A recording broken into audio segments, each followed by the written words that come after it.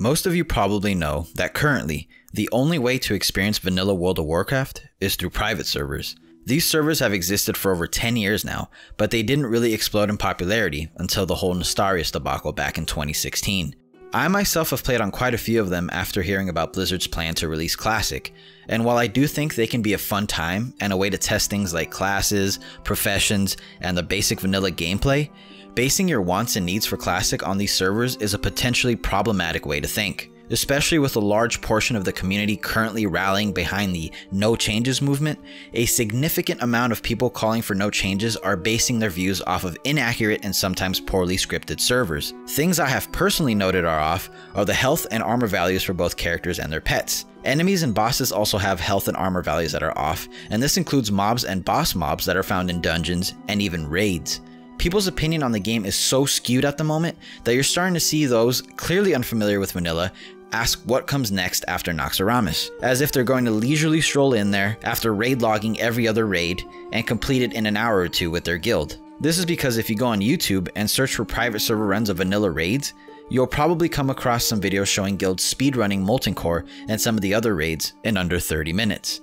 This is giving people the impression that vanilla raids were pretty much as easy to complete as LFR in current retail WoW. That's just simply not the case. And that's not to discredit the skill and knowledge these players have, but again, this knowledge is accrued over the years on private servers, not official, original vanilla servers. There's also aspects intentionally nerfed by private servers. For example, as a rogue, I like to pickpocket BRD for easy gold. When you attempt to pickpocket mobs on some of these servers, they resist every single time in an attempt to severely gimp the amount of gold per hour I can make. And that's so me and the 2,000 other rogues doing this don't throw off the economy. And that's the other problem. Some of these servers boast a player count of over 10,000 players playing in a single realm. Honestly, the population should be capped the same way it was in vanilla when Classic is released. Just because technology has advanced and you can get away with having 10,000 people running around on a single realm doesn't mean it's a good idea. Having too many players completely destroys the economy, potentially ruins the faction balance, and leaves absolutely no room for most people to farm materials for late game consumables. If you've ever heard of the Devil Sword Mafia or any similarly named group of players, private servers are the reason they exist. Not to mention the overabundance of players in a PvP realm leads to an extremely annoying leveling experience for those who are trailing behind the pack during leveling or who start playing WoW Classic months after release. I'm personally a fan of World PvP, but on some of these private servers, once you hit level 35 to 40, good luck leveling in a contested zone. It's not happening. I don't mean to say that private servers are evil and you should never play on one. As mentioned, I've played on quite a few at this point. I just don't agree with the blind hate and doomsaying for WoW Classic that's happening already. It's not as if these private servers are the one-for-one original vanilla experience, and there's no guarantee Blizzard's even going to give us that one-for-one experience either.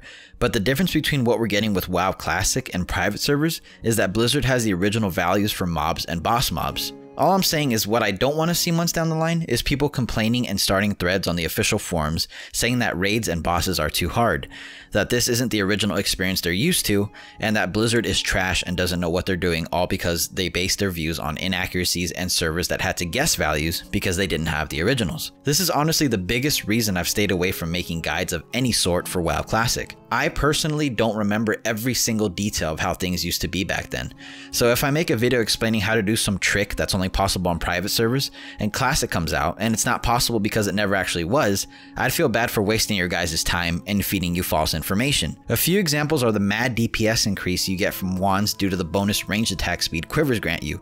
This isn't supposed to work and it didn't work back in vanilla. This is a private server emulation error. As a warlock, I've also experienced pets and their values differing vastly from server to server. On one, I can tank 3 mobs at a time with absolutely no problem, and my Voidwalker pet barely takes any damage. On another, I'm fighting the same exact mob at the same exact level, and I have to bandage the thing after a fight with one mob. These might not seem like a big deal, but they are. Private server tricks make the game easier, and if we're truly for no changes, we need to understand that what we have been playing is an edited version of vanilla. Do you guys remember what happens as a warlock when you have a pet summoned and you attempt to summon another one?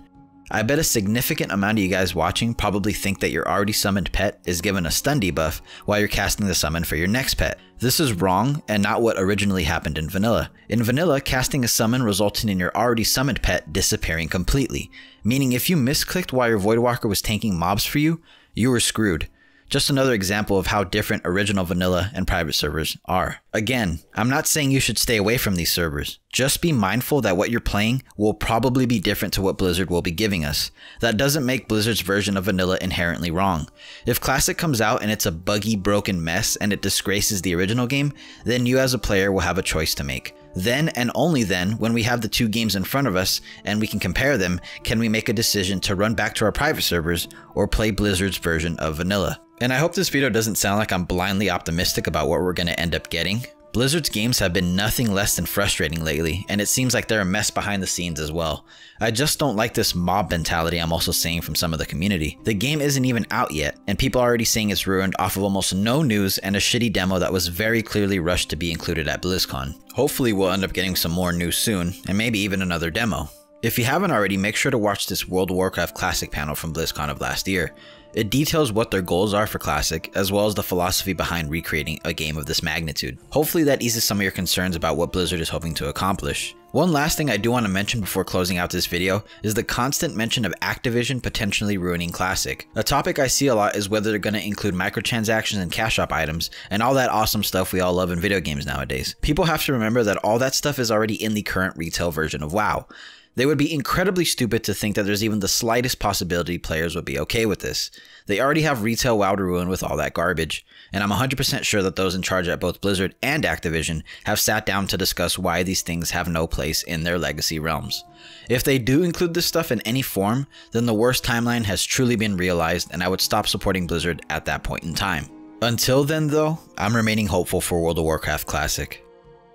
That's going to be it for this video, you guys. Thanks again as always for giving it a watch. If you enjoyed this video, consider subscribing for some more World of Warcraft Classic content. You guys have been showing me a lot of support lately, and it really does mean a lot. Thanks again, you guys, so much, and I'll see you guys next video.